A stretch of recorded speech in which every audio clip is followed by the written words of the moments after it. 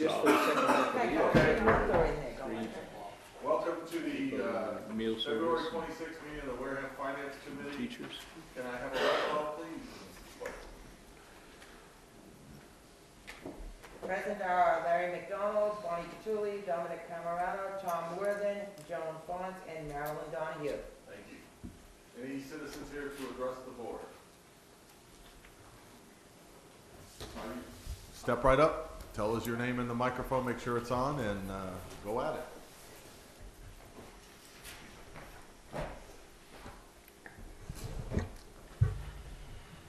Good evening. My name is Bob Russo. I'm a resident of the town of Wareham since 1960. And I'm very much aware, of course, of the fiscal problems that you people are dealing with, that we are all dealing with. Possibly many of you know that I taught in the school system for many, many years, starting in 1960 until my retirement, and then served as a volunteer, as all of you are serving as volunteers on the Wareham School Committee for 15 years. And I know that and I say we, and I use the collective, we have all faced very, very difficult times together. I was a volunteer for 15 years in the school committee. You people are volunteers. Our members of the Board of Selectmen, Alan and here, are volunteers. And certainly my comments are not meant in any way to degrade or to attack anybody. And I'm not in that mode, to tell you the truth. I guess the concern that I have, we all know that the town is facing a very serious fiscal crisis. I'm concerned as to the services that we're going to be able to provide to our citizens, to our children. I'm very concerned, of course, about the school budget, as you might know, having been involved in education my entire life. But my concern is more one of credibility. And it came home to me today. I wasn't planning on doing this evening, when I met a former colleague and a friend of mine this afternoon in the town hall. And I says, we are in a mess in the town of Wareham. And this person, who's very much in the know, looked at me and said, Bob, he says, I see, he said, that all of a sudden we have a $3 million budget deficit that is announced by the town administrator and the FinCom is dealing with. And now I see in the paper last week it's down to $233,000. What kind of a crisis do we have? And it began to come into my small brain here. Of course, as I say, I was only a teacher, so what do I know? People are looking at this and saying we do have a credibility problem with the citizens of the town and citizens of the town of Wareham. Why are they going to come to a town meeting, or and if there is a petition or a warrant article to go to an override petition later in the year to fund this town the way it should be, are they going to see $233,000 deficit? They don't understand these issues of structural deficits that we've all spoken about, and I know something about. It's my involvement in retirement and pension issues at the state level, at deficits that this town faces. They don't understand a structural deficit. And it seems to me that part of our responsibility, and I'm using the word our very, very clearly, because it's not your responsibility, partially as a FinCom, I guess it is, to make recommendations to town meeting. These people do not understand it, and we are setting ourselves up for a major disaster. People do not believe that the town of Wareham has a fiscal crisis. They can see $3 million go to $233,000. You tell them, oh, next year it's going to be worse, $3 million. The year after, $4 million. It's going to probably go as high as $6 million. They can't relate to this, and they simply just do not believe it. And I know what the Finance Committee can do to try and educate the citizenry, and I include myself, and everybody I speak to, I tell them, I says, we are in a serious problem. And I guess I have an interest in this because one of the things in my retirement years, and I'm not speaking for them at all because I didn't know I was going to do this tonight. I'm treasurer of the Wareham Library Foundation. And I know that the library is one of these very dear part of my existence in retirement, and we're looking at major cuts which would shut down library services, remove certification, and yet I know that the foundation cannot begin to fund the hundreds of thousands of dollars that are going to be required in the next several years. What do we do? And for some reason or other, there is not a feeling of urgency as I talk to the people that I know in the town of Wareham, and many of them who don't even want to come to town meeting. They simply don't believe that we have a crisis. And I don't know how we get out of this. And I guess that's my question to you. How do we get out of this? How do we collectively, tell the citizens of Wareham and educate them that we have a serious crisis?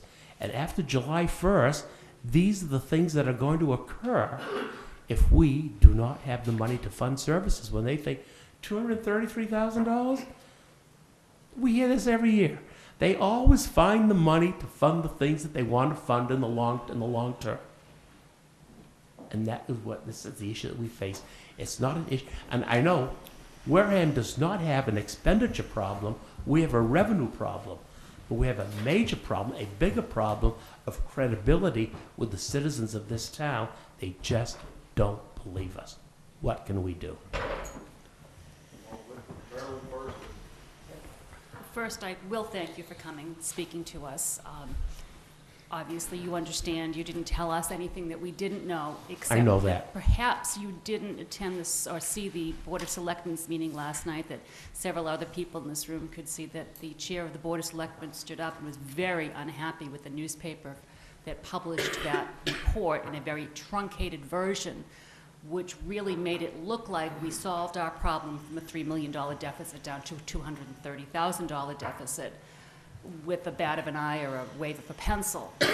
It was itemized last night, and you will hear it over and over again, and I guess that was what we, the committee, do have to understand, that it's going to have to be out there over and over and over again.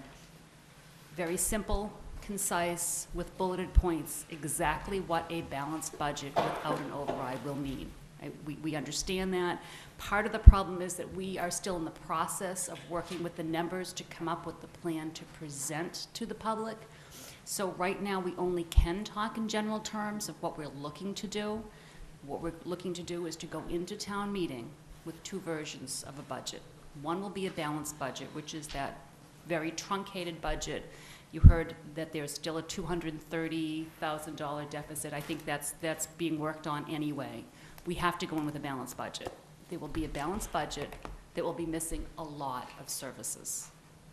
And I think you've made the point to us that we need to be very clear and very open and very strident about explaining what services are being lost in that budget.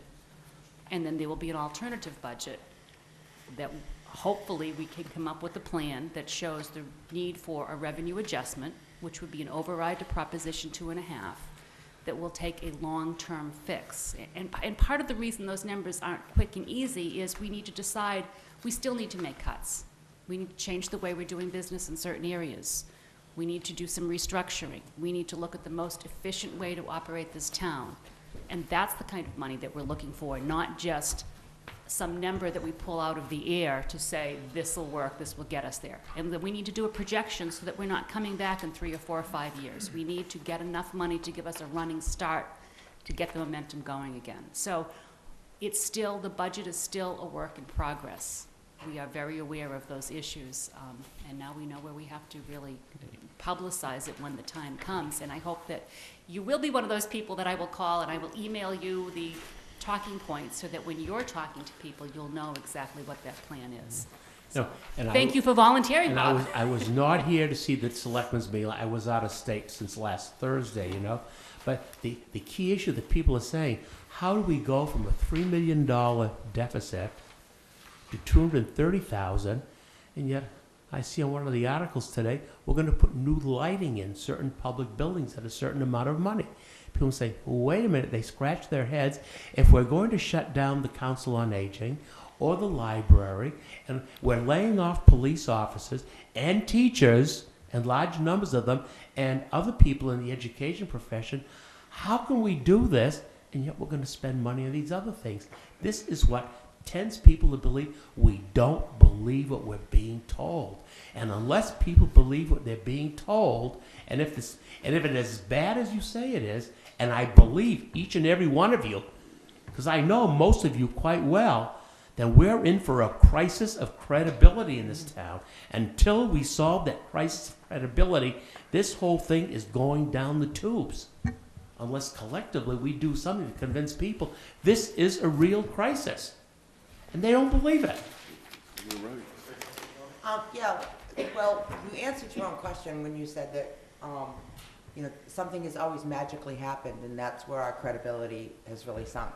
And I can sit here and say for the last 6 years that I bought the magic rabbit coming out of the hat on several occasions. And I could kick myself in the backside for doing so. I can go on record to say there will be no magic rabbit coming out of the hat this year. There's just nothing that we can do to make this go away. The only thing we can do, I mean, when I talk to people and they're constantly asking me, how did you go from, I think it was 2.3 down to this $233,000.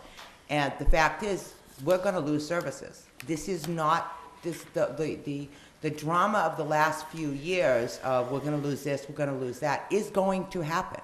There's absolutely no other way around it. It is going to happen on town meeting. Now, whether we get an override later on is a whole nother story.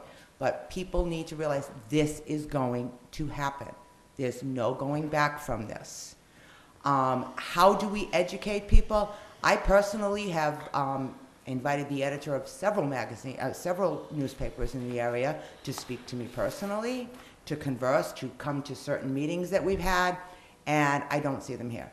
If they are misquoting or getting misinformation, that is their fault. They should not be doing this to the public. We're trying very hard to stay non-political and not speaking out in certain ways, but to educate only, the facts only. That's what we're trying to do.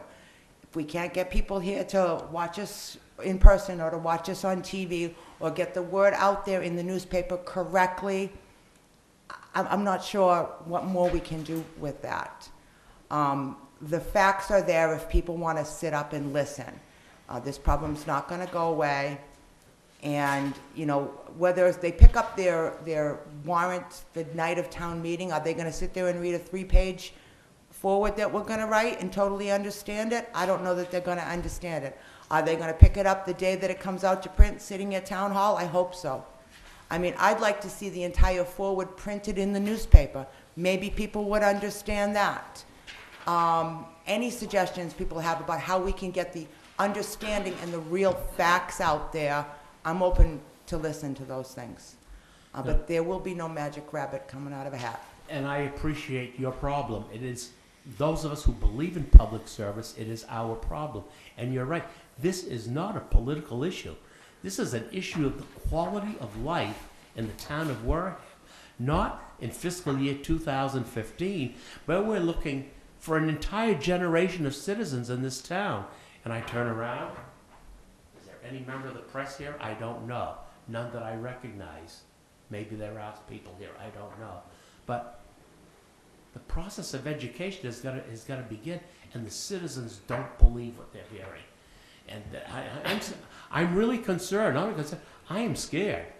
I've been living in this town since 1960, and never before have I had such trepidation over the disaster that this town is facing in terms of providing quality services to its citizens as I am right now.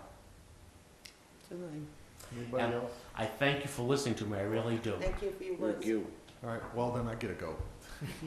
Can't leave yet, Mr. Russo. Okay. First, Larry. I want to address the lighting. The lighting is actually coming from the free cash that's been certified. And that's an issue, free Well, cash. I can explain free cash too. Free cash is never going to be an issue. Free cash comes from when you've budgeted something and it didn't happen, or in our case, you have EMS receipts that are over and above what they have budgeted as far as receipts. So those are things that are out of our control, but also good things, because What they're doing with the lighting is they're replacing them with energy efficient fixtures, and it will give us a 70% reimbursement, which in the long term will save us money. Now, as far as getting from 2.5 down to $234,000, I believe the figure was 30.5 people. Is that, I might be off. It's a huge cut in services in this town, and if people don't believe it, they will when it happens. The last thing I'll tell you is that there was no plan. We brought this up on several occasions, but there was no plan. And at some point in time, we got together and decided we need a plan. And so during the process, we built a framework. We're going through the process of building that plan, and hopefully we'll see some results very shortly. It's just it's not as simple as just looking at 2015. You have to be able to look 5 years out, and you have to be able to compare what will happen if you don't and what will happen if you do. And it's a lot of wording, because no matter what we do, we still have to look at how we operate as a town. And we need to make changes in some of the ways we operate on both the school and the general government side. It has to be done, and we can build that into the budget. But the one thing I will tell you is that magic number that got down to a balanced budget almost does not have any stability in it. It has very little revenue, I think, other than 3 police cars. It has no capital. And those are issues, because we've been neglecting those for as long as I can remember as well. And without stability, it's very difficult to get a good rate on your borrowing. It shows the borrowers or the lenders that we don't believe in our town. So we have to get the stability going. And if we don't take care of our infrastructure, we're going to consistently and repair everything all the time. And it's going to cost us more because we didn't take care of it. So we're not just looking at this from an operational standpoint, we're looking at this from an overall standpoint, and it's not something you put together overnight, but we're hoping to have something in short order. So I apologize that, I know we have a credibility problem. It's been in existence for as long as I've been here, but we're trying to change that. So the wording, and I guess Bonnie mentioned that the forward or the letter from the Finance Committee should be published in the papers. That's something we're considering beforehand, putting it out there with the information, but first we have to create it. So. And also, there'll be a pre-town meeting. I don't know about a pre-town meeting. I know the OPL usually has what I would think. They haven't passed an additional I can't candidates speak night. about that. I'm getting a shake back there, so I guess not. Whenever you use the term free cash, eyes begin to glaze over in this town. Free cash. And there's no such thing as free cash, but in the minds of the citizenry, the free cash is there, and they've been pulling the wool over our eyes for so many years, we can't believe anything they say. And that's because I'm on your side. I know as a volunteer, and as a 15-year member of the school committee, what are some of the issues you're dealing with? And it's an uphill battle, and I for one, don't know where we go.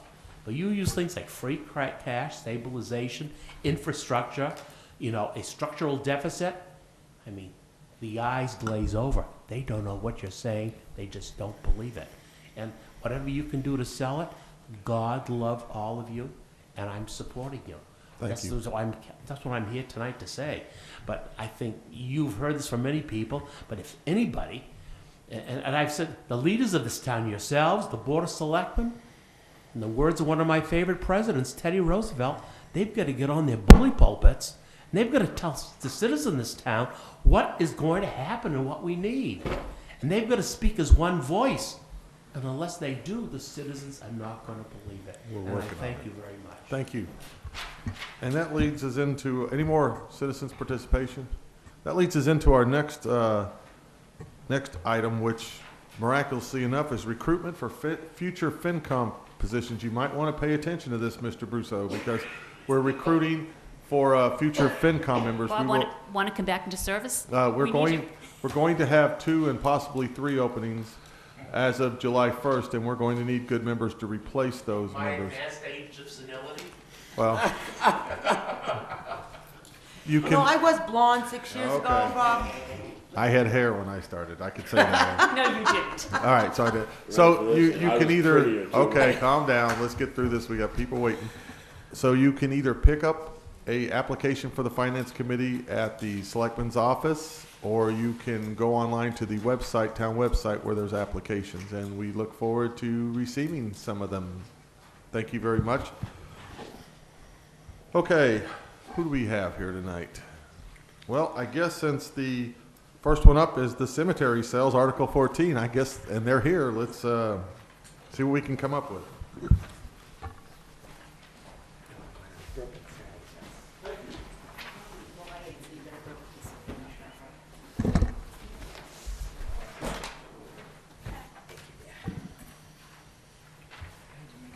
Thank you, dear.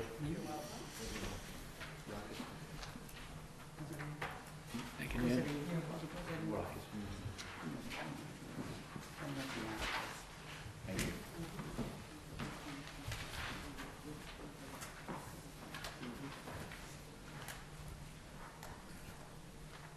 You didn't have to wear a tie tonight, I'm just saying.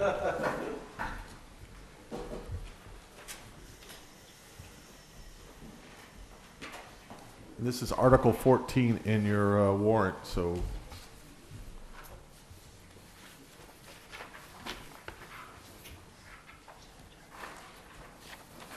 In the packet, I included both articles, special town. Sorry. In the packet, there is the special town warrant article and the regular. well, I guess we can go over the special one, we just haven't received it yet, correct? Yeah. Well, we'll still go ahead and listen. We won't vote on that one tonight, but we will go over that if you'd like. We're looking for 122,000, and it's broken down in the following: 90,000 for garage repairs on Summit Cemetery, where that roof's collapsed and there's masonry work and all that over there. We got 10,000 dedicated for headstone repair. Another 10,000 for a survey in Agawam Cemetery, the annex, and we got 5,000 materials. Stone, fertilizers, and such. Another 5 for signage, public notices, postage, and another 2,000 in office folders, copiers, and records. I believe with this. I know that some of these figures are a little high, but if we don't use it, we're looking to roll. It just is there. Is there, so. If we need other maintenance things, say we need extra in materials for maintaining the roadways and such, that, we'll shift from one to the other. That's what we're looking to do. What the cemetery department has been dealing with is bare bones, so to speak. Little pun there. For quite a while. And so what David is looking at is certainly the repair to the garage. Alan Slavin brought up that does kick into capital expenditures, so there is a review process that it will need to go through. But the headstone repair, headstones are not included in the town's insurance. And so we need to have a dedicated fund in case something happens. And as I said, there's been so little maintenance and preservation work out at the cemeteries that we thought it best to use the monies from the sales of lots and graves in order to try and catch up a little bit. My understanding is, and this is totally from memory, you got about 350,000. You got $350,000 in that. Actually, in a if you fund look, for this? if you look at the packet. 337, last page, Tom. I got a little surprise today. I was told there was 300,000 in there. There's about 190. The 300,000 is in perpetual care funds. So the figures are reversed. So we got the internment fees, Interment fees cemetery and foundation. foundations are The just one monies. we're looking at is this RRFA sale of lots and graves, correct? Yes. That's the account, the only account we're talking about. Exactly. Okay. Yeah, the foundations and interments goes into the general fund, the town's general fund. The cemetery department nor maintenance keeps that money. That goes into the general budget. Understand that. So you're saying that the cemetery perpetual care goes into the general fund? No, perpetual care is a trust fund. Okay, I was lost. That's not touching. All right. Can I ask a question, Lauren? Quick. Yes, Could- Don. I know this, everyone might know this, but I don't. Could you just, start on, page 1 there, the, GFE? Go over each account so I know, what we're dealing with and what can be used, what can't be used. The first one looks like it has $11,650 in it. Yep, That is that is what families have paid to be, to have, family member interred Okay, in the cemeteries in town. That money automatically goes into the town's general fund. so, okay, all right. The interment, the foundations, I'm sorry. The next page. Yes, the next page, $1,655, that automatically goes into the town's general fund. Very good. Next page. Each year, it averages between $21,000 and $29,000 for those two accounts that goes into the general fund. That's fine, I just wanna know what it is. And then the next one is The next one 198. is the sale of lots and graves, Okay. and that's $198,608. And that's the fund we're looking at to use for all of the different projects that we are asking approval for. And this money is just for the cemetery, and only Yes, used for the it is, cemetery fund. It yes. can't be touched by anyone except for you. Exactly. Come and do what you're doing right It's to now. be used for improvement, enhancement, if we can come up with enough money to buy additional areas for burial, that can be used for that as well. I understand. Now the last one, 337, The last one is a perpetual care trust fund. okay? For quite a while there, we were using the interest from that trust fund account, but that's been depleted, and John Foster said there's almost no interest being paid now, And so. this money is, explain the use of this, please. That money, every person that buys a plot out at the cemeteries pays $200 in perpetual care. It goes into a trust fund and we can't touch it, So what is that money used for? nothing. Nothing. It just grows? Just, well, no, actually, That's what she just I said. want- The interest used to be. the interest, yes. To be used for perpetual care as far, for mowing and whatnot. They used to be able to use that right back in the day. Actually, municipal maintenance used to get some of these funds for, but now that's been depleted and we haven't seen any funding out of this in, at least So that- 5 years. Question again, excuse me. That 337 just sits in an account then, Yes, and you can only use the interest from that account. yes, So this will just grow. yes. Interest gets to be so much and then you can use it. Whatever, it Yeah. grows to a certain amount, then you can use it. For a while there, they were taking about 15 to 17,000 out per year. Well, And then it came down, gradually came down as the interest rates ran out too. I So think that was a what- little bit of the magic cap thing too, you know what I mean, how we found. all right, let's back up one step. So if we can only use the interest from this money, just to sit there doesn't mean, I don't understand a little bit about it, but I will look into it, but thank you. It's mass general laws. We That's don't- what I mean, I'm We all don't have into any it, say yeah, over it, okay. yeah. So we can only use the interest on it. All right, I understand now, thank you.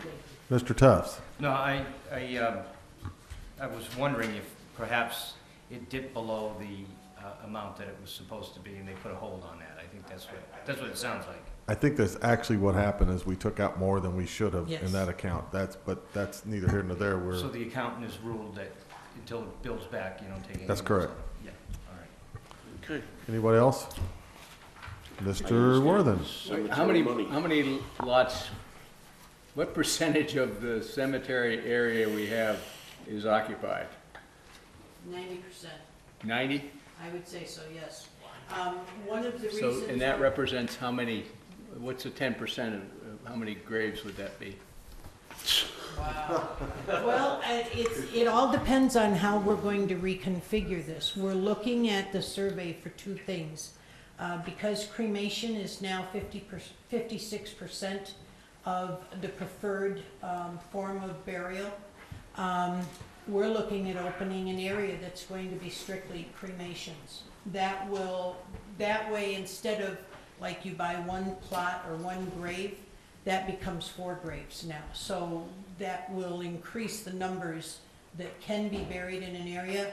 Agawam has the most available area, and there's not much. And so, How many people? Tom? Okay, you can ask the question, but give her time, like, to go back and Like find a out, because year I or have so no to idea. figure it out.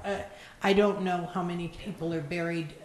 You mean out in the cemeteries? How many are No, buried? what I want to know is, how many years are we out ahead in terms of having burial space available? I You would, gotta have some I sort of would say probably 20, maybe 25 Okay.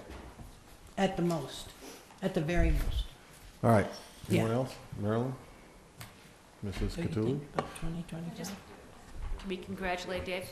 I Yeah. have one of, do you feel that, by taking the 122,000, you will deplete that account too much? Or do you feel that leaving the, whatever, 70,000, left, whatever is an adequate number? I mean, do you feel that you're taking too much of the account, or you feel comfortable with that number as, in your position? Myself, I feel pretty comfortable because if I can get that building done, because I'm looking into doing with students and stuff like that to do the labor on the roof, and if I could get that done for 30,000, I'm going to save the 60,000. Like I said, this cannot be spent only for the cemetery, so it's not like this money is going to we're putting it out. We're going to put it in an account that we have to spend this money. We're just looking at this as a maximum number at this point. I understand. So if you don't spend it, it's gonna go back in. But what I'm asking you is, if you do spend it all, do you feel that you're using too much money out of this account? At this time, where we're such in budget restraints, it's probably a good move to, like, it's necessary as far as that, where a roof's falling, caving in and stuff like that. I mean, like I said, they've been neglected for so many years now that it's time to invest back in. The other thing is, Dominic, is that each year, as we sell more lots and graves, It will grow. we get between 8,000 and 10,000 a year into that account. Okay. Or some year, yeah. Oh, how much we got? That was 85 already this year. Okay, I just didn't know if you feel you were depleting it, or if you feel comfortable with it. I feel comfortable with it, that's We're all. very careful about the expenditures. No problem, thank Last you. year was almost 18,000. Okay, so last year was 18,000, this year so far 8,400. Very good. Mrs. Cattouli? I just want to know, this garage, what is that used for? Yeah, Actually, we store mowers, and with the roof all destroyed now, all the cemetery grasses, fertilizers, The tent. markers, The tent? yeah, You have a Yeah, tent? everything. Oh, okay. everything, tents. Yeah. So this garage specifically houses the material needed Cemetery there at the stuff. And cemetery? like, the cemetery's so huge, it's not like they can mow that in one day, so the machines are there multiple days, so, that's there, they Okay. do all that. Mrs. Donahue? Yes. First, we're remiss in not congratulating you. Congratulations. My other question is, I know Dominic's going to be on that $337,000 pot of money that we've just found that we can't No, you spend. can't touch it. I know we can't touch it. I actually have the state statutes here, but we'll look at the town bylaws and see what happens with that. Yep, we'll look into that. Doesn't supersede the state. But I think the $122,000 being used out of this account is one of those things that we've been talking about. There is a perception that there are pots of money. I don't think there's pots. There might be little puddles at this point. But they have very specific uses. As you mentioned for the other accounts, those go into the general fund. Those are already in our budget that we're using in other ways. I wanted to correct something that Nan said when she first came in, and she referred to the cemetery department. We don't really have a cemetery department. Once upon a time, we did. We had a fully funded department.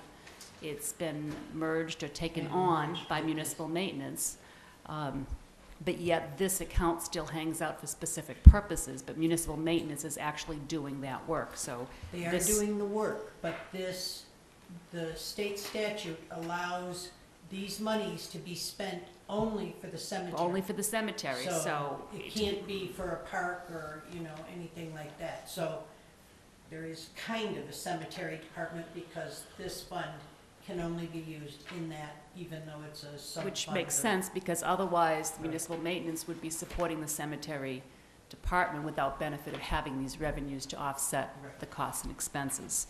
I'm just concerned because we know how nitpicky people are about the dollars and cents, but I understand that whatever isn't used on this will remain in the account. Exactly. Okay. And I have just one further. I have one more question. No, you can't ask 15 questions. Yes, I'm he gonna can. ask He another can ask- question. I'll give him my question. Go ahead. Thank you. The equipment being used by the cemetery department now, is that, the town, is that municipal maintenance equipment, town's equipment, or is it just specific for the cemetery department? You know, these mowers and things you're talking about, Well, are it's they both. used elsewhere in the town? Are they have multiple uses, or are they just for the cemetery department? Yeah, actually, that's something that used to be bought in the past just strictly for cemeteries. We do have a couple machines dedicated for the cemeteries. They got special units for they don't blow the grass on the stones and stuff like that. But in a pinch, we will use them elsewhere because I believe we pay, it came out of our budget, so it wasn't, something, if it comes out of the cemetery budget, then it has to be dedicated for that. Thank you. You want to ask one more, Marilyn? No? Okay. Oh, you were just going to talk about the special? Well, before we get there, I have a question. I am concerned about the 90,000. Here's why. Because the dollar amount fall into capital. So I'm not sure how this is going to play out. I think this is one that we're gonna have to get town council, because there's a lot of money, $90,000, puts it into a capital. It just has to be broken out as a separate item of warrant. Yeah, it can't go in we're gonna have to wait till it's broken out, because we have to be careful, because it has to be voted on separately from the money, Okay. because it may fall under capital. Again, I don't know that because the dollar amount, it has no choice. There are procurement laws that govern that too as well. We probably have to, as the moderator said, we probably have to go with special. Okay. It's too late. So we're gonna hold off voting on this, because we wanted to see how that ends up, but, Capital planning has the item listed as roof repair, right. 45,000, so it's 90,000 is not on their plan. I know I'm gonna end up one day in the cemetery, so, I would prefer that it's taken care of. So, that much, we'll leave it at that for now. Larry, even though it almost seems where it collapsed, where it's on an emergency basis, does that help the I town don't- being capital? or I don't not? think it does, doesn't, because, okay. I don't think it does, and we'll have to get a ruling on that Okay. one. I don't think it does, but it's not a bad thing, it just may have to be done a little differently than it's being done. Okay, any more questions on this one? Go ahead. Try to get all your questions out at one time, people, I can't keep going around the table. Okay, never mind. I don't- Oh, no, Tom, go ahead, go ahead, ask what it is. I'm curious about two things. David, when you spend time, people or equipment on the cemetery, do you bill them for that use of that equipment and the labor? No, nothing gets billed, nothing like that. So it's a pro bono to the cemetery? Is that what it is? No, because they're the municipal maintenance partner for the town, and the cemetery is part of the town, Town so it's cemetery, not like so that it's- where they bill it out. I understand what you're going at, is the difference, billing it to different departments, but I don't think that's really That's where relevant. the perpetual care comes in, where the interest, municipal maintenance benefits for that, getting some Right. mowers and the stuff, all that. But like I said, it's been depleted, so Right, that's no longer. And the other thing is, it hasn't been, the fact that the roof fell in is an indication of neglected maintenance. Oh, yeah. Yeah, And absolutely. it has not, the money has been there to do the maintenance all along, right? It was not, you didn't defer it because you didn't have the money not to do it. So how the heck can a roof fall in a building where you had the money to do the work? Well, we didn't have it in the municipal maintenance budget over the years, I believe. It's probably been in here, probably should have maybe gone after a lot earlier time than Yeah, let it then collapse he just asked for it myself. But when David, Fairly new. David became Yeah, in case you guys don't know, I believe you are now officially what are you? The Director of Municipal Maintenance. I was gonna call you President Another of good move Municipal. on the part of the town. Good deal. Well, so he's obviously jumping ahead and getting things done, so. I could probably guess that that building has been on that repair list of capital repairs for For a some long time. time. As Mr. Slavin says, it's on the capital planning and it has been there for some time. So it wasn't a matter of neglect, we were aware that it was happening, but there was no capital money to repair it. Thank you. And the really good thing is that David is trying to work with Rochester, is it? Rochester Voc, in order to get the students working on that building, which will save a considerable amount of money. We might be able to get that done for a third of the cost. We might be able to get that done for, just for materials, you know? Might be $20,000-$30,000. But we're looking at, if I can't secure that, that's all. Yeah. Okay. Let's, we're not gonna vote on this one. We need some clarification before we can on this one. So let's go to the one for special town meeting.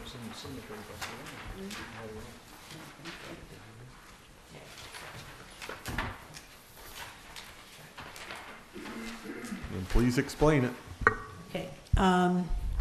One of the issues out at the cemetery, because of the cutbacks in the maintenance department, is being able to keep the grass cut in a timely manner. What we're looking at here is $15,000 under special town meeting, and that is to hire students in order to bolster Dave's numbers out in the cemetery. We have talked about Upper Cape.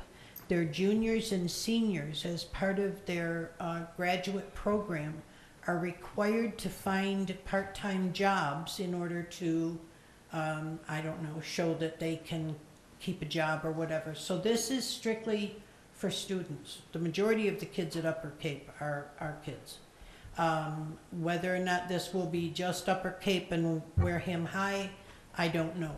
We haven't really sat down with Derek yet for the logistics of all of it. It would be kind of Derek and Dave that's deciding how they're going to hire these students.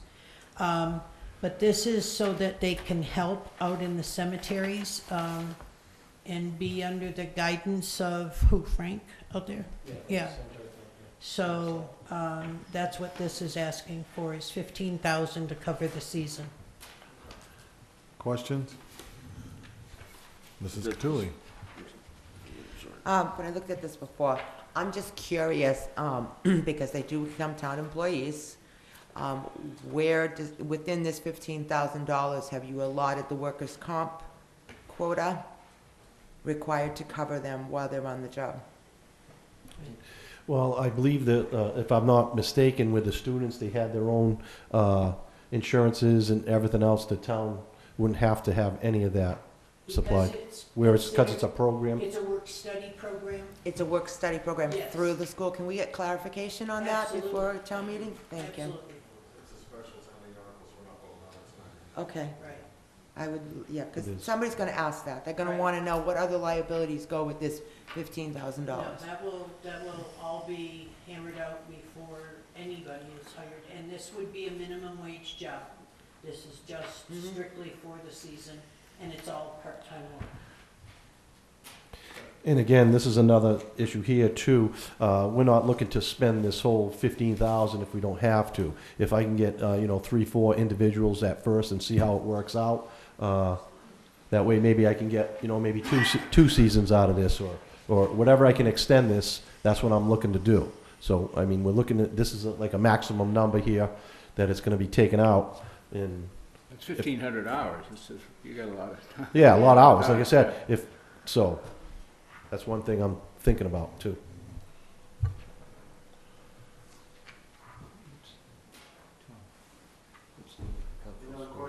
What's the agricultural school? That's Bristol Aggie is Bristol the Aggie. agricultural school. that Bristol we- Aggie takes care of this? No, I think you're looking at Upper Cape, are you not? Bristol Aggie is Upper where, Cape and Wareham High. Yeah, there they are have two tech landscape. schools. If a child from this town wants to go to an agricultural school, it's Bristol Aggie. Okay, that's what I thought. That's the one I'm familiar with, so. Okay, yes, anyone else? No nitrogen. Oh, gosh, okay, yeah. All right, so we'll hold off on voting on this one because we haven't got the special town meeting warrant, and I think there's probably a couple issues they want cleared up as well. So I thank you for your time.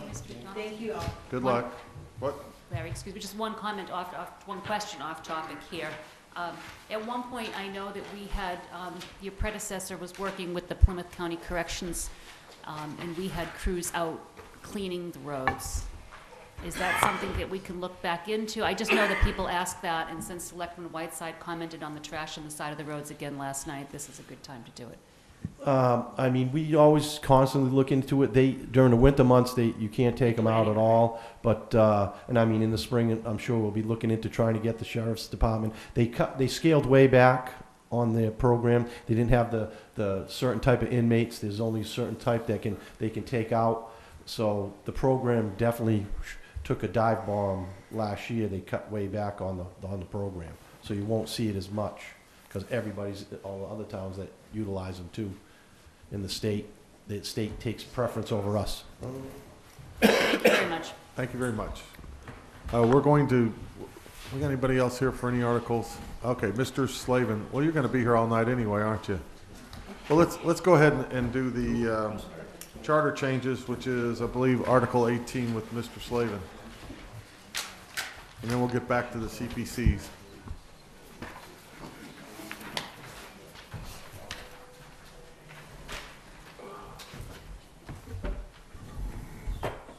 Evening.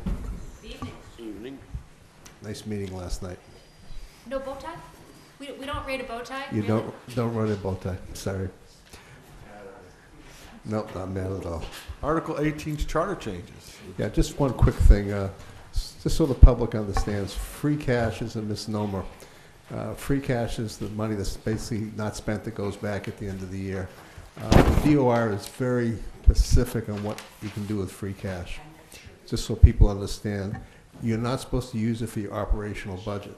You can't pay salaries with it, et cetera. They frown on that very much, and actually they give you a hard time about it. So the idea of, doing the lighting is like a one-time purchase is what you're supposed to use it for. This lighting change will basically pay for itself in less than a year. So that's a pretty good expense coming back all at one time. Well, in case since we're talking about it, when it's announced that we have $3-something million in free cash, it sets people on fire because they've included the retained earnings basically from Water pollution for control. water pollution control, which is not accessible to the town. And so I think, just so we're all clear, I think we need to put some sort of a definitions in the back of our book. Vocabulary or whatever it is, because I know that I talked several times about a structural deficit, and somebody asked me the other day in the grocery store, what is a structural deficit? Good idea. So while I was standing there waiting in line, I was explaining structural deficit in a grocery store, and so, all right, I'm sorry, let's go on to your article. We could go for hours about all the things Yes. that were done with. I feel real bad because I believe on the Standard Times, the reporter who covers our meetings probably submitted the story, and then the editors basically chopped it up, and unfortunately, they changed around one sentence at the end of the first paragraph, which has started this whole mess, which made people think that we weren't making cuts, didn't have to do this, didn't have to do that, which is exact opposite. Okay, on the charter change, I did one thing earlier in the year, which the Finance Committee asked for, which you were looking for, instead of 35-day lead time, you were asking for a 60-day lead time on your time frame by the charter. By going back and reinforcing the April 1st of this year, but basically the first Tuesday in the month of April as being the starting date for town meeting, which is also the trigger date for everything else, you picked up 25 days. So 25 and 35 is 60. So if you notice, you've got quite a bit of time this year compared to last year. No, I'm telling you exactly what I did. You had 35, and you actually have a little more than 25, but the average is 25 days more using the April 1st date. We used to use the fourth Monday of the month to trigger everything, if you remember. We made that change this year. It never should have been, it's basically been wrong for a long time. We basically, by policy, said town meeting starts by charter April 1st, therefore all the dates trigger from April 1st. Okay. And we were triggering it from the fourth Monday for your stuff. So you're picking up 3.5 weeks. What's happening here is we've had issues from the town administrator, the school committee in particular, and capital planning as far as doing the budgets. The charter basically says the town administrator submits his budget December 15th. It says the capital planning committee is supposed to submit their 5-year capital plan to the town administrator 30 days before that. Also in the charter, it's in section 5 of the charter, I think it's 5.2A or B, it says the school committee shall submit the budget in sufficient time under the guidance of section 5.3, which has the December 15th date, their budget. I don't think I've ever been here where that's ever been done. So what we're trying to do is come up with some dates that do not affect the whole budget process as far as being able to get things done in time or anything else, but make people follow a plan. So what I've done is I've made it so it's a plan that has to be followed, where the town administrator submits his budget January 25th. It moves the capital planning budget up to as much as December 25th, but it also takes the school committee, we move them back a few weeks from that, so they will submit their budget basically in the second week in January approximately. So there's enough time for everybody to do what has to be done. It's not going to make it any better accuracy-wise. The only thing it should do is if free cash comes late, town administrator should know. Free cash should be determined if you do everything on time with the audit and everything else September, probably October or early November you should have your free cash. And therefore the town administrator has a better idea what's going on with that issue as well. So this will just clean everything up. It's not changing town meeting or anything else. It's just putting everything in place to simply have it done correctly. Everybody has to follow the rules though. And that's it. So what you're saying here is the town administrator will have his budget on January 25th. That's the date. That's it. So on the 26th, we'll get the budget. The dates, it'd be by the 25th, and then you would get yours basically the next day as a rule. Okay, so we have from the 26th through the 4th week in April. We have all that time from it. Basically, I go back to you actually have as far as your time frame, if you look at the 60 days, you have, because I checked it out, you have from the first Tuesday in the month of April, you go back you have almost 60 days when you figure it out for next year. Because Kelly and I went through it as well when we made these changes. Everything works fine. We didn't rush this through. We took our time to make sure that the numbers all worked. My only problem is, and I understand this about the budget, it makes sense, because at this point, it's always from December 15th to the middle of January, we have all kinds of confusion on the budgets, and it changes repeatedly within. Governor's numbers change. Right, so, Yeah. but as far as the budget goes, but now when you start looking at the warrant, what does this do? When do you close the warrant? Nothing changes. When do they close the warrant? You're the expert, resident expert. I'll pull my calendar if you're not. 14. How many? Well, I know, but when did it close? I think it was February 18th. So it's still gonna close the same date. We're not changing the process. We're only changing the process in the charter where it actually has to do with the budget of the school committee and the budget of the town administrator, which affects the capital planning 5-year plan submission. That's all we're changing. Everything else fits as it did before. Anyone else? I know I see Jeff over there and his wheels are turning. Anyone? Marilyn? Just a question. I think you actually did it this year, even without the date changes.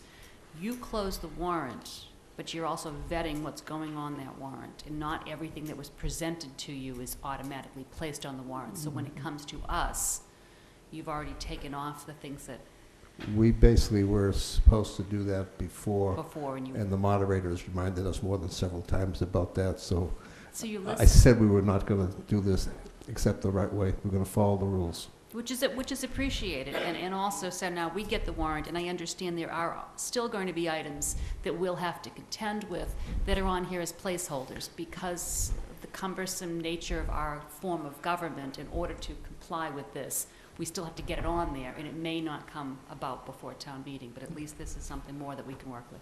So thank you. It should get to be easier. Just hopefully. cleaning up the process. Any other questions? I will entertain a motion. Well, I'm not sure how we want to vote this year. Let me make sure. I entertain a motion for favorable action on Article 18, the charter change budget, charter change dates, submission dates. So moved. Second. I have a motion and a second. All those in favor? Aye. All those opposed? All those abstain? 7-0-0. I was going to try to throw something new at us this year as far as how we vote, but since the town moderator's in the meeting, I didn't want her to shoot me a dirty look, but so we'll talk about it another time. All right. Thank you very much, Mr. Slavin. Well, the problem we're having right now is that I've asked for Mr. Barrett or someone from their committee to come before us and talk about the transfer development rights, and the street layouts would probably be the selectmen as well. The street layouts. But those are really it, other than the CPC, which we have already discussed with CPC, and it's just a matter of voting, and Mr. Mulkern's article, which I contacted him by email, and he's not here tonight, so we'll have to hold off on his. Mr. Mulkern's article, just so you know, will not be done by the planning board because it's a bylaw, it's not a zoning bylaw. Well, Whereas the other citizen participation is gonna be the zoning bylaw. And that will be, there'll be a public hearing on the 24th of March on that, on the TDR on the TDR and the zoning. and the zoning, and probably What date was the that? second street acceptance. 24th of March. Be during the regular meeting of the planning board on the 24th of March. Why do they schedule these so late? They can. That's the simple answer. Well, it bothers me because Well, it's basically because, they have to first determine are the articles valid. The citizen participation has to go on the ballot no matter what. You're onto the warrant. You cannot hold them off. so we'll just have to talk to them. Our votes has to be in before the 24th, correct? I think we got into this last year, too. Well, I know what it's supposed to be. Right, but we want them in earlier if we can. Right. Okay, now we'll hold off on those. If you want, we can do the TDR since I obviously was the perpetrator of all of it for the planning board.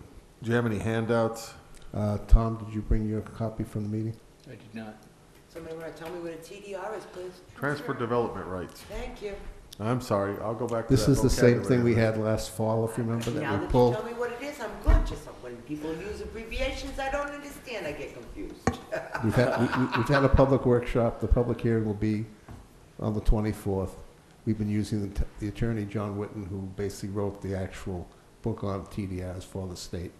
And we've been using Charlie Rowley. We've been using Bob Iafredi, who's the director of Special Services, Dave Pichette, and Ken Ferrer from the ZBA to put this all together. We've done a very simplified first-time version, which should be quite easy to understand for a change. Tom, do you want to talk anything about, you were at the meeting, correct? Tom was at the I- meeting. I was, and Okay. and I understand it better than I Well then, understood before, but if I'm in the receiving, if I'm a receiving owner, what benefit do I get? What's different? Because It depends if you are in the receiving area, do you own the property? Do you own the original property on the other area which is being sent or not? The receiving area owner, if he's gonna sell it, obviously he sells it for a price and gets money for it. And he's allowed to have more development, but if the sending area owner, doesn't own the property it's going to, he's gonna be selling those rights to the other person. Okay, So that's how it I'm the works. buyer of these rights, but I'm not gonna get any change in my ability to develop that piece of property, am I? I On don't the see that sending, part of it. on the sending or the receiving area? Receiving, On the receiving area, yes, you're allowed to develop it under the zoning rules that are there, but you can increase your density by the extra number of units that you bought. Say you get 3 units, Big benefit. but if the zoning allows 5 units, and I've only got 1 unit there now, and I buy 4, you're allowed to increase your density. The idea is, I had the right to do 5 now you could do from the 8 get-go, possibly. didn't I? Yeah, if you had 5, but now say, Now can I do 9? now you could do 8 if you bought 3. Say if you bought it from the 130. Even though the zoning law says. The zoning that law it's- allows us to go to a minimum, if you looked at the actual information, down to like 5,000. In a particular thing, you're allowed to say on an acre. Okay, so I get a waiver of the zoning You're allowed to get to a restriction, certain, the existing zoning restriction. but by it can't having be more less than rights. 5,000 square feet Gotcha. on that particular one that we showed an example of. There's a benefit going both ways. But all But of it's that still- has to get through the planning But board. everything is 1-to-1. There's no extra bonuses or anything else. So It's gonna require somebody who has a piece of land, you know, who wants to, say, develop an area. Second time around would be a little different with how villages, but, you know, they have a piece of land and they have another piece of land. One piece of land they want to leave in conservation because they're not going to build on it. So they take the development rights there, they transfer it to the other piece they own, and they can increase their density a little more in that same piece. So it financially is a benefit, and that first piece of land stays basically in perpetuity as conservation restricted. So really what the town is giving up is its existing zoning restrictions. It's allowing the existing zoning restrictions to be modified to a certain point. Okay. It's just allowing for a little more what we call cluster zoning, if you want to use that term, which really isn't accurate.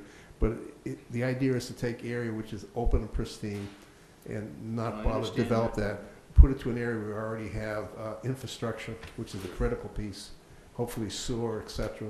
We talked about, obviously, in that same thing, having what we call package plants if you're going to build a bunch of houses, having 5 parts per million nitrogen, which requires a package plant.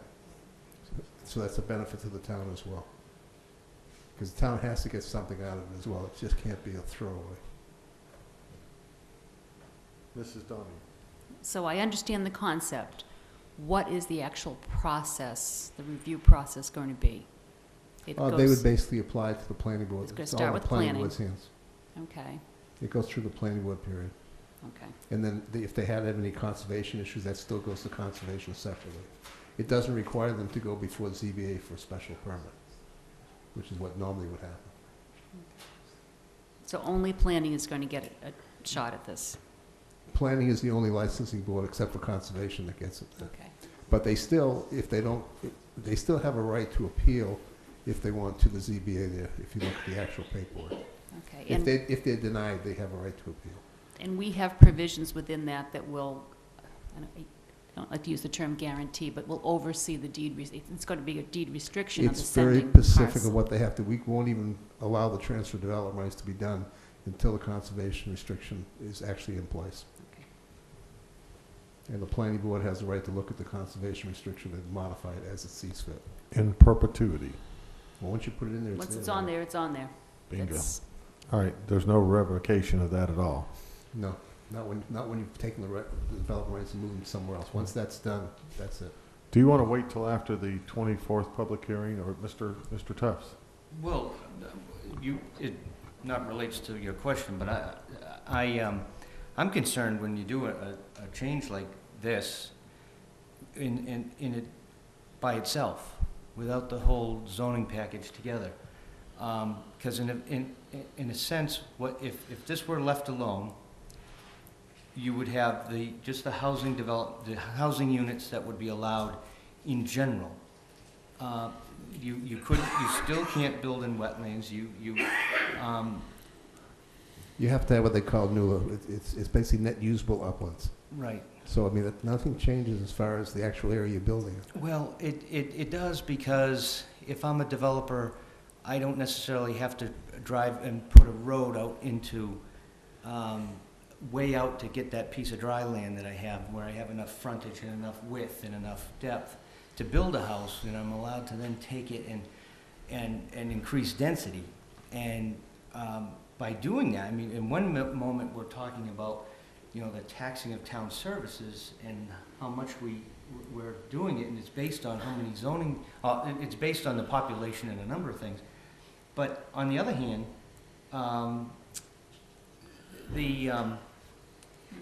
we're not necessarily increasing tax dollars as a result of it. We'll show you. So, no, I don't know if a single-family house will pay. It won't pay for one child, I don't think. And if you get a house with, Well, if you kids. build an R-130, which is 130, I think it's 100-some thousand square feet, you know, land area, you're having to build roads into where there are no roads. You're having to put a septic system in because there's no public storage.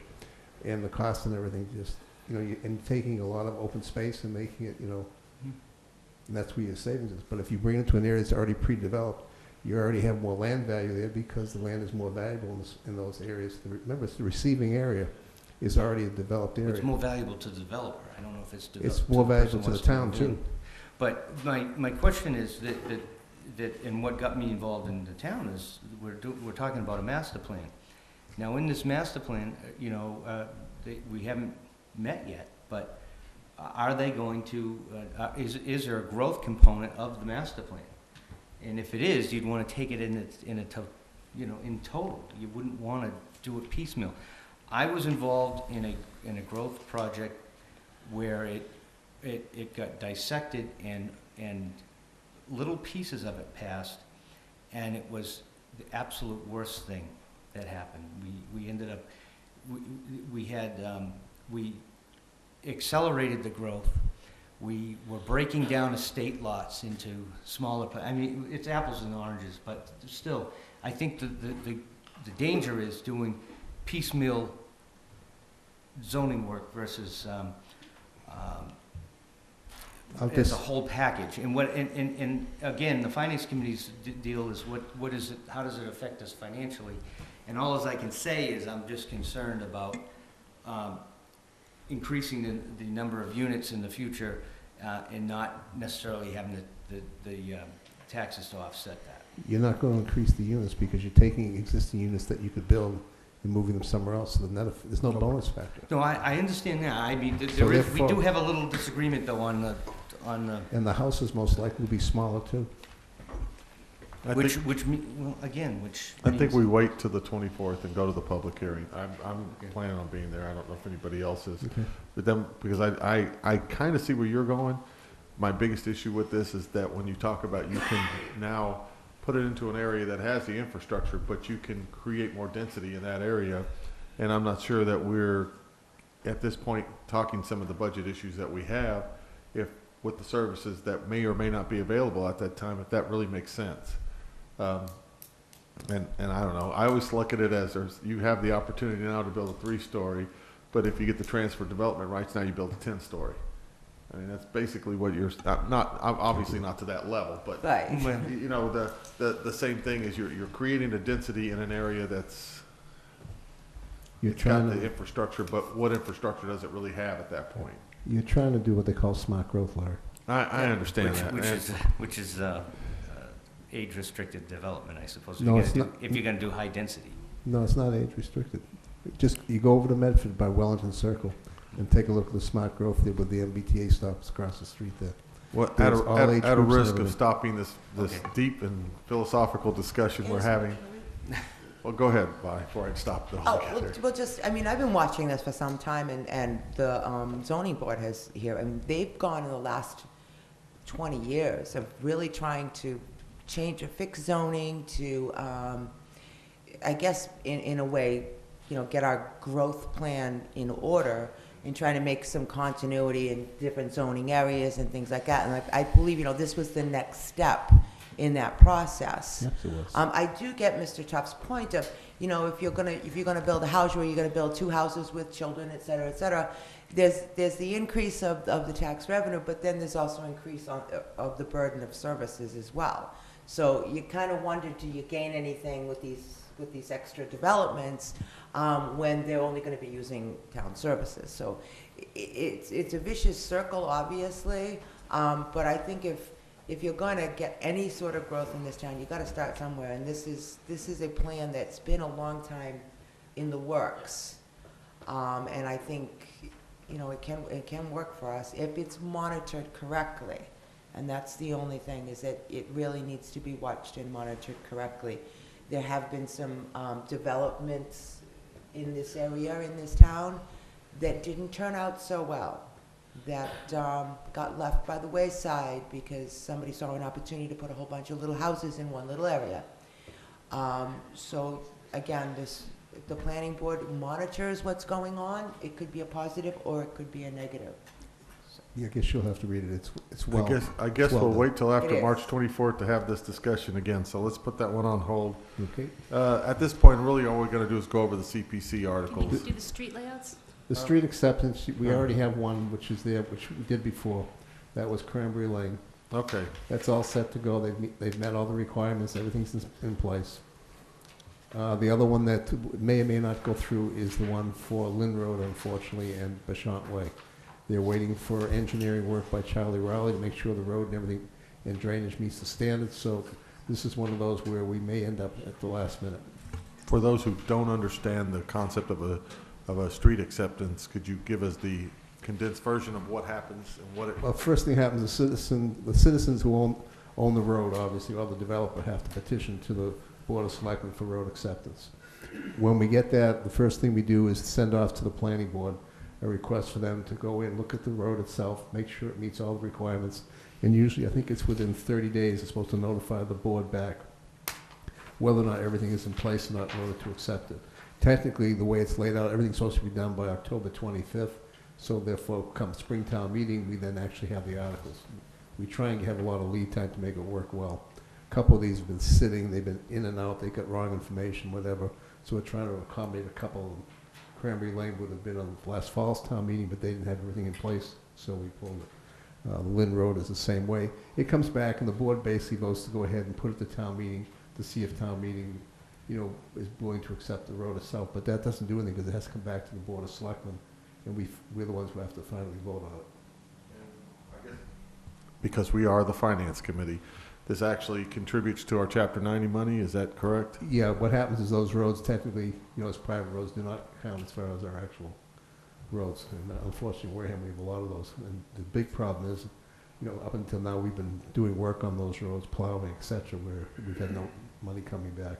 And another piece is technically we're not allowed to spend, public money on private property. Which is another discussion for And another that's day. an important so. piece of people to come vote. And Do you have any idea how it Yeah, equates first. to Chapter 90 money? Is there a formula or anything? yeah, but I can't really define it either. I've tried. it's so much per mile of the road. It's all done by Right, the but mile. it does contribute additional We revenue, would get which more is, it revenue has if- benefit for us. Yeah. All right. And we're already doing some of them anyway. Any other questions on Cranberry Lane? All right, because it creates money, it's a finance committee matter, so It creates think an it's expense cost. liability too. we have it down as Article 21. So on Article 21, the street layout for Cranberry Lane, I will entertain a motion for favorable action. action on Article 21. Second. All those in favor? All right. All those opposed? All those abstained? 7-0-0. So we're not ready for Lynn Road yet, is our?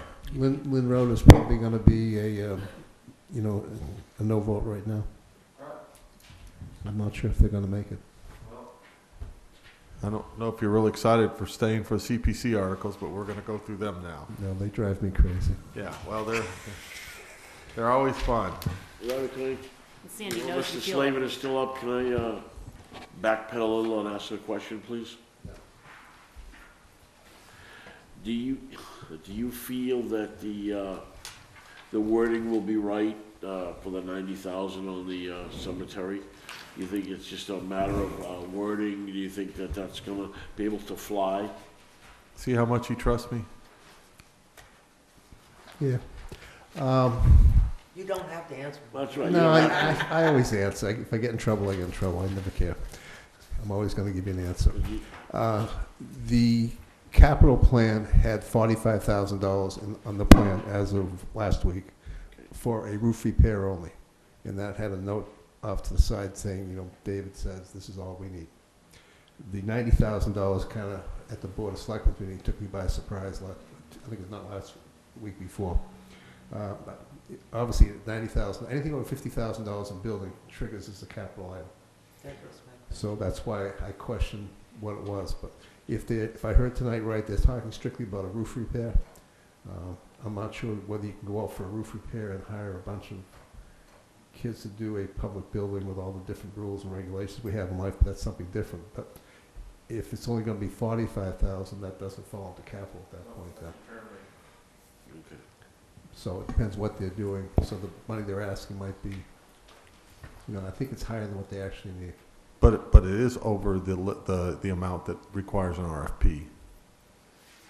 So it will go through So it definitely has to be written differently. it does, this is the problem I have with it. Not only does it, because the 90, it's capital, because of the amount of money in it, it's going to have an RFP because we have procurement procedures we have to follow. So, There's 30, chapter 30 procurement Chapter 30 procedures. procurement. so. And there's also, even with the one, I think they said they were going to use student intern program to pay and stuff. There's some things there that are not, those are open also. That's not fully vetted either. Yeah, okay, anyway, at this I point, won't- that's I why won't we're get into holding it, off, 'cause because we haven't seen that one either. it's not as simple as just moving it out and making it a capital item. There are some other issues that go into this one as well. They have to determine what they're really gonna spend, because they can't say we asked for 90 and then they'll spend 30 or something like that. So if they ask for 45 and then use 45,000, maybe headstone repair goes up a little bit, materials goes up for something else. So this is the explanation, not necessarily part of the No, but motion where they've itself. asked, where they've asked for 90,000 for a specific piece of that's triggering. That kind of, because I didn't correct her when she said, no, that would stay in there and just roll over. I think she's incorrect. No. Because if it was a statement of taking $122,000 for non-specific reasons, then whatever they were expending, that would be different. But if the bid is X amount of dollars, they have to retract this afterwards at a future town meeting. they're gonna and have use to- funds. Actually, the article itself is for 122,000. I know. It's the explanation. Hold Oh, on. Claire has a comment too. Do you want to come talk to us? Because you never really want to most of the time. No, I don't really want to, but,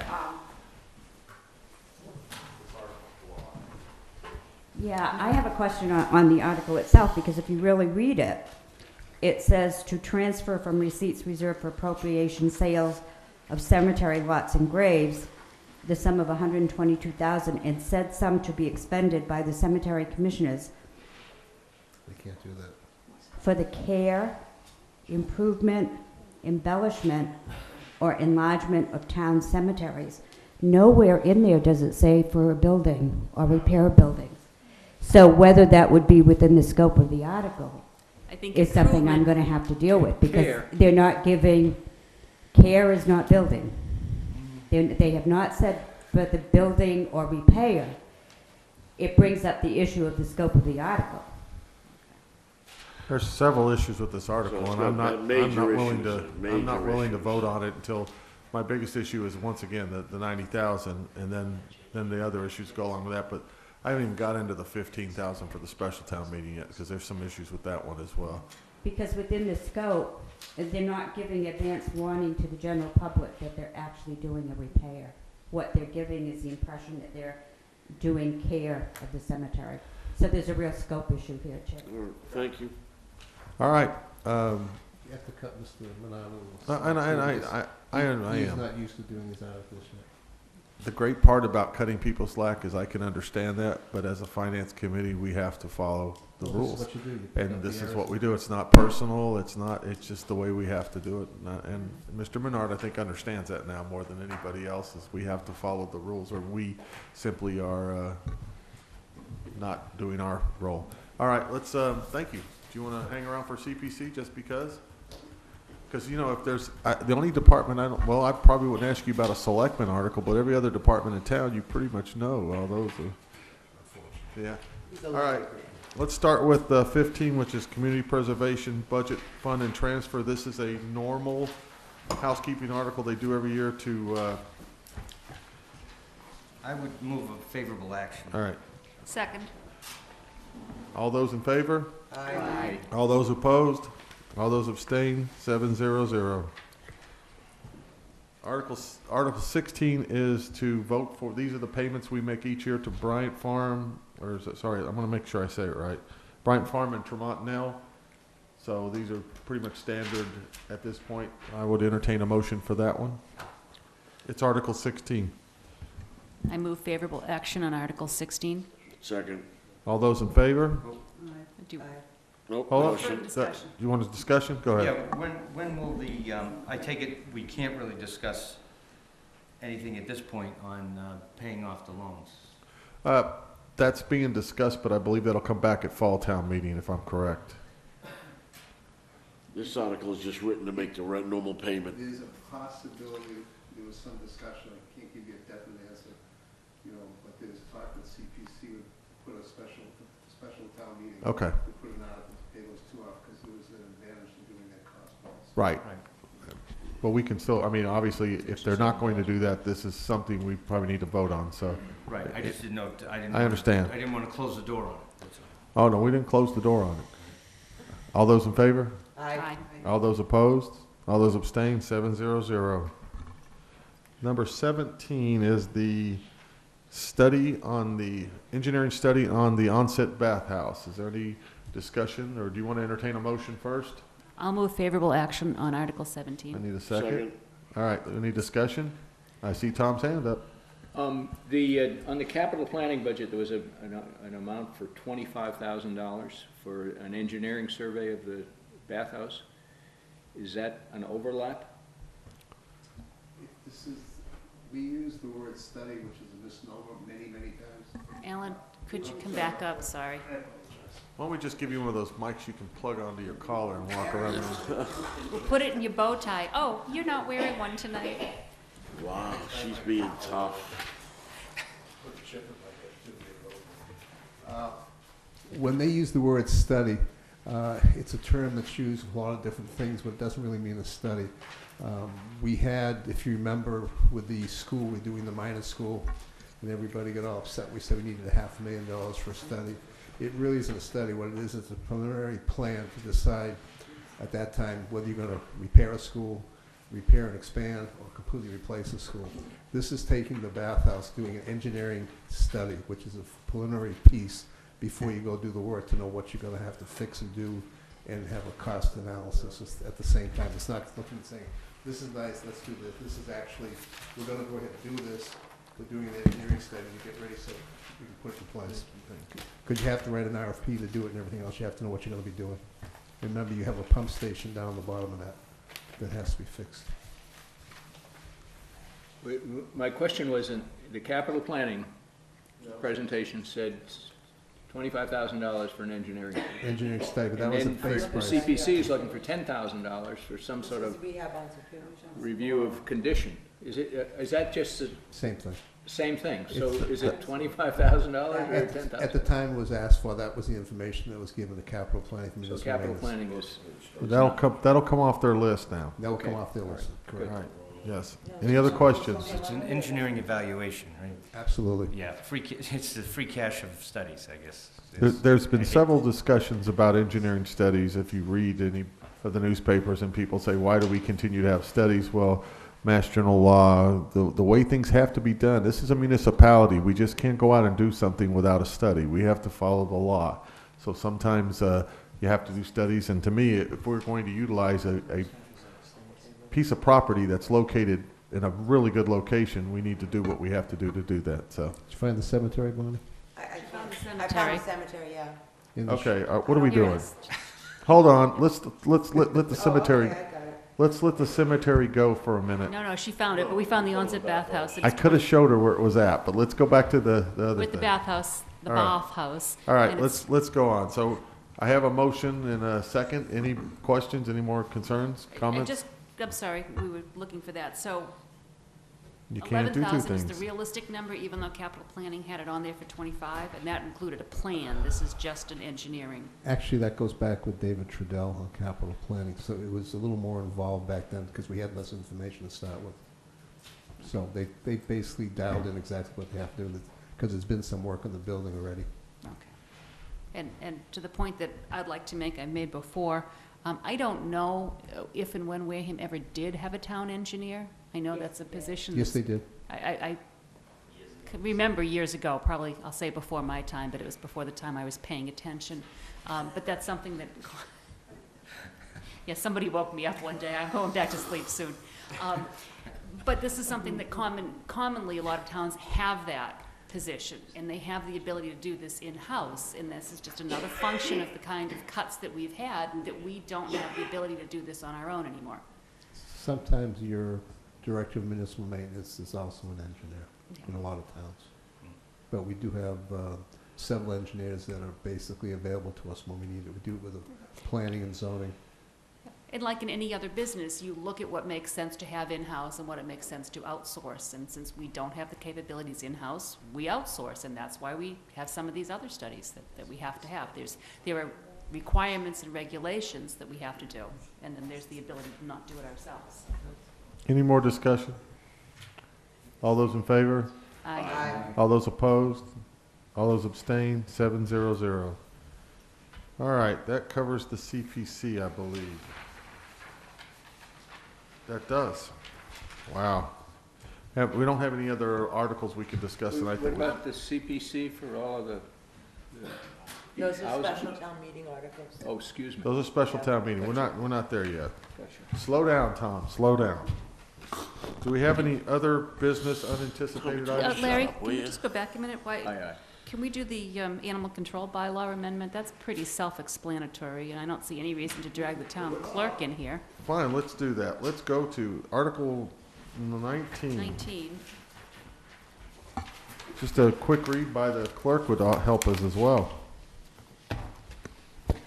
To see if the town will vote to amend the bylaw of the town of Wareham, Animal Control, Division 8, Article 2, Section 3, Beach/Marsh, by amending this section to be titled Beach/Marsh/Town of Wareham Public Buildings, and adding the following text in paragraph 1 after the end of the first sentence. All domestic animals, dogs and/or cats, are not allowed in any public building on or off a leash under the control of the town of Wareham. All registered service dogs, when accompanied by the owner, animal control officer, and/or police official, shall be the only exceptions to this section of the bylaw, or to do or act in any manner relative thereto. All right, let me first entertain a motion for favorable action on this. I need a motion and a second. I'll make a motion for favorable action. Second. Now for the discussion, and where do you want to start? Let's start at that end Oh, I of the table. started that. Mr. Tufts, you No, first. I'm looking for the financial impact, and I don't know I don't know, if there are also service, that should be service animals. I mean, I don't know, you can pick this apart, but, Yeah, actually, Yeah, I get he's correct, because there are now service cats, by the way. for the Cool. service horses and everything else. Notwithstanding the service cats, Mrs. Fonz, I'm in favor of this. I think what this is designed to do, whether or not it's worded correctly, and I'm a little concerned with the wording, is to keep, no, what it's designed to do is that people were bringing their dogs into the town hall to get their license, which some dogs were not as well trained as other dogs, let's just say that. And one I asked was actually put up on the counter while the dog was, so this is, Did she, Liability issue. are we getting are we taking a piece of plywood to try to hit the mosquito instead of a fly swatter? I mean, why don't the selectmen make a policy, no dogs, no animals in town hall, period. interesting enough, when we're finished not voting on this article or what we're going to do, the person who's going to write the advice on this article would be Mr. Tufts. So, but I'll agree with him. Mr. Worthen, anything to say on this article? I think this is a rearranging of the deck chairs. I think it's. All right. Mr. Camerano, did you get one shot at this? You kid? know how I feel about Okay. animals, so I'll pass my view. Mrs. Cattouli. I have empathy for the town clerk, that I don't want somebody's little dog sitting on my counter. I actually got my dog kicked off the airplane chair because somebody thought that it was more unsanitary than changing a baby's diaper there, but that's okay. There is a trend these days. Oh, my God.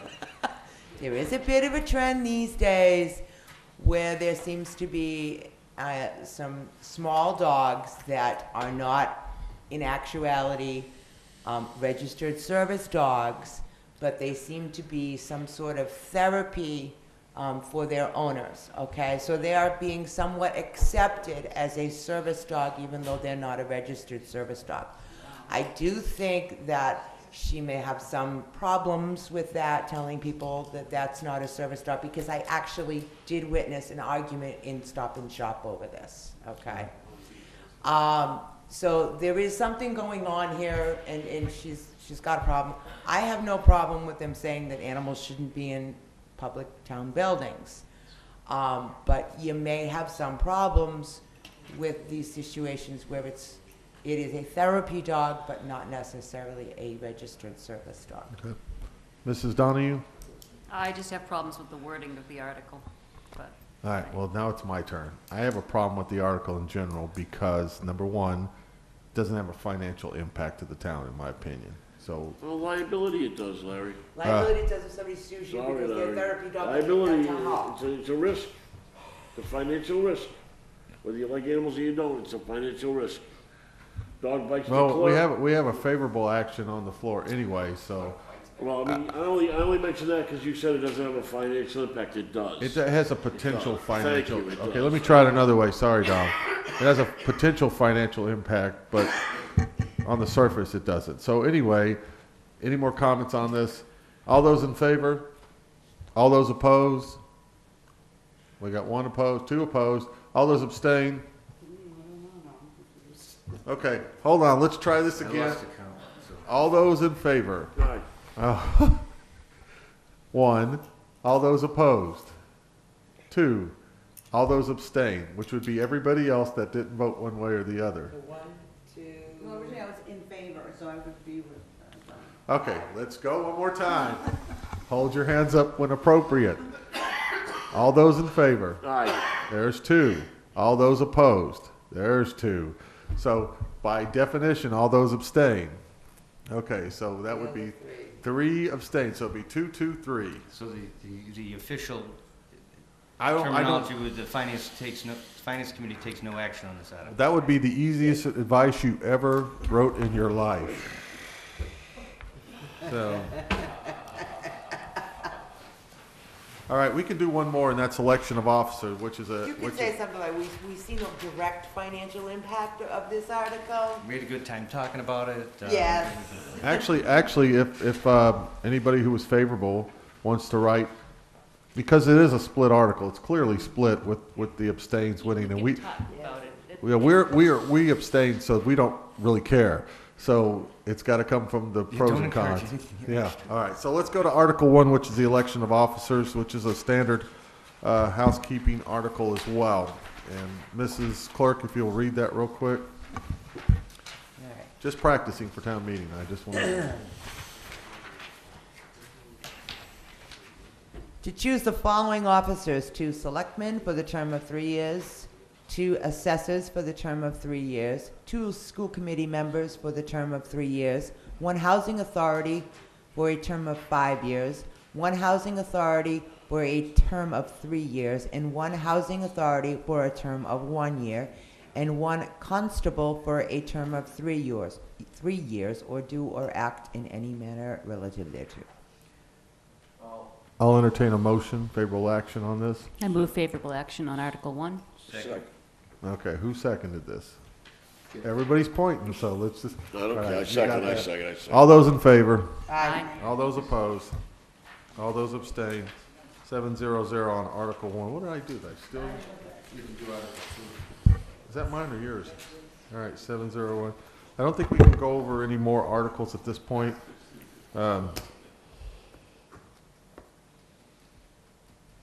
Article 2 doesn't need. No, there's We could do 11, we send the school, purchase the school buses. yeah, we can do 11. Let's do 11. Mrs. Cattouli. Let me read 11 first.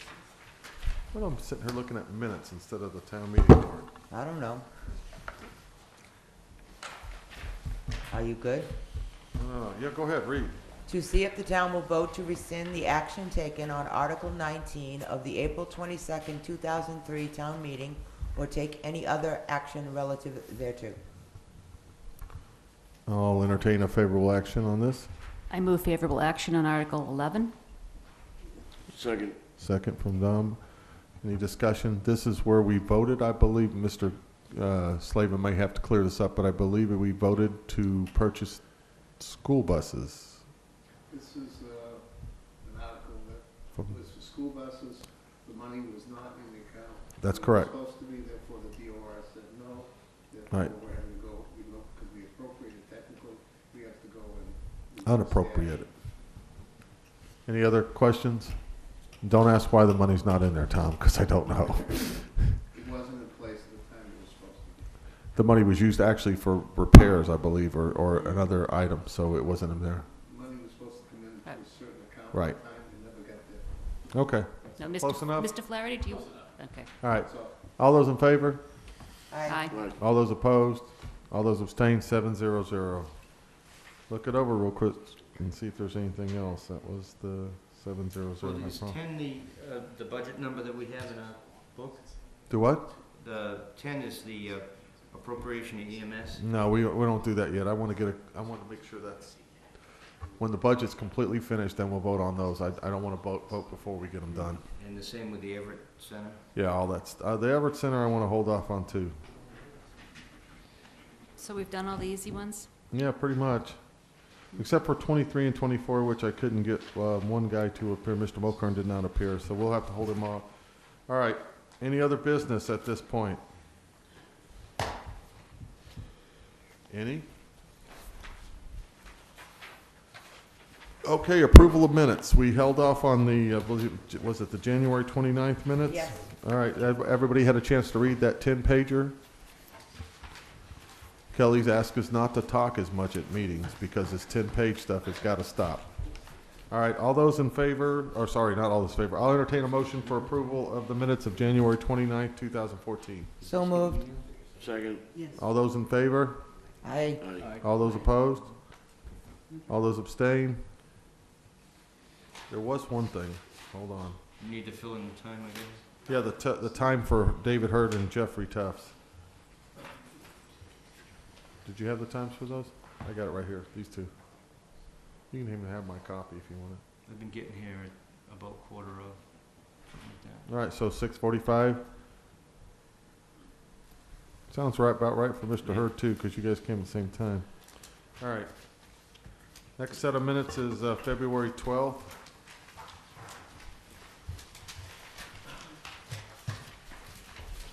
All right. I'll entertain a motion for approval of the minutes of February 12th, 2014. Nobody wants to I'll give make us a motion? I'll make a motion. Motion for acceptance of the minutes. I need a second. Bonnie, okay, Joan seconded. All those in favor? Aye. All those opposed? All those abstained, 700. And last but not least, February 19th. We've been busy. Yeah. Make a motion for acceptance of the minutes of February 19th. Second. Jeff, you can't vote on this, you weren't here. All right, all those in favor? Aye. All those opposed? All those abstained, 601. Good job.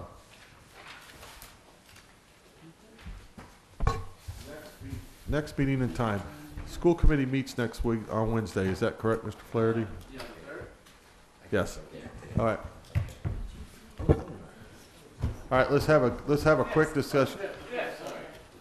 Well, we'll meet third, fifth, one of those days, right? I'm contemplating not having a meeting next week because I think it's important that we attend the school meeting next week because I believe there's going to be a budget discussion. Is that correct? And I think it's critical that we get a grip on Rather go there than our own meeting. anybody opposed to us not having a meeting next week. We also have some things happening on next week that will help us get the numbers together, which I think is real important that we have the numbers together so that we can continue. So you're saying we should go to the school committee meeting next week, is that in lieu Right, of but this? we're not going to open a meeting there because we're not going to have any kind of deliberations there. And that means, Tom, whatever you do, don't talk to me about anything like that because that's deliberations. So Jeff, then our next that's- meeting is gonna be March 12th. I might need, see, that's my anniversary, so you might have to have a meeting so I can get out of the house. Keep in mind, we're on TV. Just sorry. want to kind of warn you Sorry about about those kind of things. I'm not gonna be available the 26th. The 26th? Yes. Okay, I can't turn my head anymore. I'm old and my neck is jacked up. The 12th is next Wednesday, Next No. Wednesday's the 5th. the 5th, right? I You don't sus- want a meeting, so we're gonna meet. Okay, the just 12th. a couple things. I think by the 12th or the 19th, we should have a pretty good grip and have a very deep budget discussion. So on the 12th, when it's Mr. Tuff's anniversary, we'll probably keep him late if he's here. And then the 19th, it just depends when we have the information. So I would, right, we're gonna get the special town meeting warrant on the 19th, so we'll have that. That one should be pretty quick to wrap up. There's not a lot on it. I haven't seen it. I don't know, but nope, we don't know yet. So we'll figure that one out. We're running out of time, but we really can't get into the budget discussion until we're there. So the other thing that I want to try to do the next meeting, which is not this next week, is sit down and figure out who's writing what and come up with a workshop. Mrs. Donahue has recommended a workshop, and it probably will be a Saturday. But what do you want me to do? We can do it on a Wednesday night. A Wednesday night workshop. We'll see how fast it goes. We got meetings Wednesday night. We can't have a workshop and a meeting. Sure we can. Okay, then we're going to bring snacks. So, all right. So next week we won't have a meeting. Our next meeting will be The 12th. the 12th. Anybody have a problem with that? This is Marilyn will be back on, Mr. Hurd He'll be back, he's coming back on the 5th, I believe, so he'll Right. be, All right. So and if you have the chance, and we can go out and not enforce. I don't want to think it's like we're raiding the school committee meeting or anything. But if you show up, I think it's very critical for us to understand what their discussion is because Next Wednesday. that's next Wednesday night, That's at 7? 7 o'clock. Yes. All right. Anything else? Go ahead. No. I know what you're about to do. No, Don't do I it. was going to ask because we've been under some pressure with regard to having a public hearing on the budget, and I know we had talked about different dates, and we put it back very late. It's Okay. too early to rethink that because we really No, can't it's have not too early to rethink that Okay, because we need to really have it before we close what we're doing. Before we publish or we go to print, we need to have a public hearing. okay. And I know where you're going, but can I just tell you how, okay. Right, at this point, we don't have a plan for Plan Right, 2? that's what my reason Yeah. for pushing it back was so it'd be fresher in people's memory Yeah, before town meeting. yeah. Because to sit down and discuss it now, I mean, I've discussed it in public and the fact, I still get the same thing, well, you have an idea, but you don't have a plan yet. So until we get to where we have a plan, public hearing's not. That's the problem, but as Bob brought up tonight and as other people have been People pressuring need to us, be is that educated, yeah. people need to be educated. So we may want to move it up before the date we originally, so Kelly, I guess what I would say is don't advertise it yet. And we'll 14 figure out a days date. from the date you advertise it, correct? That'd be 14 days. Yeah, so I agree, we can't do it until We we did have a that once, plan, but I'd like to do it sooner rather than later apparently because it will make people happy and I just love making people happy. You know what? I'll buy you a coffee if anybody shows up. All right, well, Next thing, if anybody shows up, okay, maybe somebody will. People show up, you're gonna buy me something more than coffee, trust me. All right, well, let's not rethink the public hearing yet. Yeah, Let me but see I where, just didn't want Kelly to I want to see advertise where it. we're at next week, because then we can start putting words to the numbers, to the information, because I agree with what Mr. Brousseau said earlier, we have to get out there. We have a credibility problem, regardless of whether it's our fault or whoever's fault it is. We have a credibility problem, and we have to be able to address that. No, you don't have a credibility problem as a person, but as the leadership of this town, we've dealt with several false starts, let's call it, through the history of this town. And so we have to be able to talk openly about what we're going to do in the plan. So, but before we go out in public, we as a committee need to discuss it so that we all have some sort of an agreement or at least some sort of an understanding of what the plan is. Agreed? Everybody have no problem with that? All right, I'll entertain a motion for adjournment. I make a motion to adjourn. Second. All those in favor? Aye. All those opposed? All those abstained, 700. Thank you. See you in 2 weeks.